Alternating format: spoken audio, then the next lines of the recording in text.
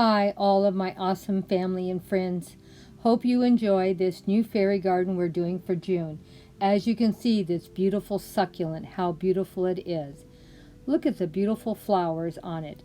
This succulent is way too big now for the container it's in. I'm going to take this plant out and put it in a bigger container in my fairy garden. And I have a container in my fairy garden that doesn't have any flowers or plants of any kind. So this will be the star of the container. Is it not beautiful?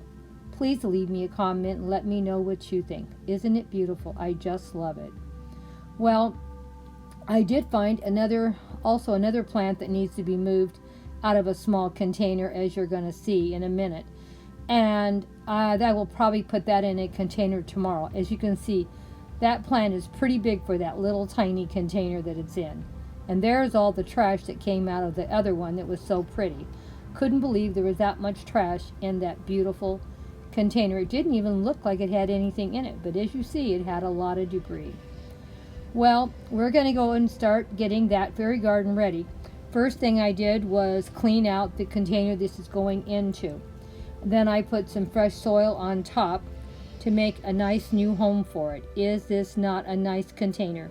Believe it or not, there wasn't one plant in here except cleaning out the trash and the leaves and putting some new soil. Now I'm going to put that succulent plant that you just saw, and it's going to be the star of this container in the center. Hope you enjoy this post. Now I did find a pretty little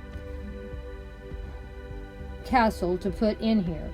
And I thought it went really well with the container, and the plant wrapped around it so beautifully. That's one thing I love about succulents. They just love to wrap themselves around my fairy supplies. Sorry for the mess in the background. Going to be cleaning that up soon. The little fairy castle said, "Happily ever after." And I thought that was so cute. I've had this one for a couple of years, and I think I purchased it at Michael's with some other pieces that I have misplaced. Now I went down to Dollar Tree and got some of this glass and stones made out of glass to decorate this container with. I hope you use some of these in your own gardens because they worked out beautifully. I've never used the crushed glass here before. Is it not beautiful? And it worked out beautiful. It really sparkles without using anything like glitter in my fairy garden.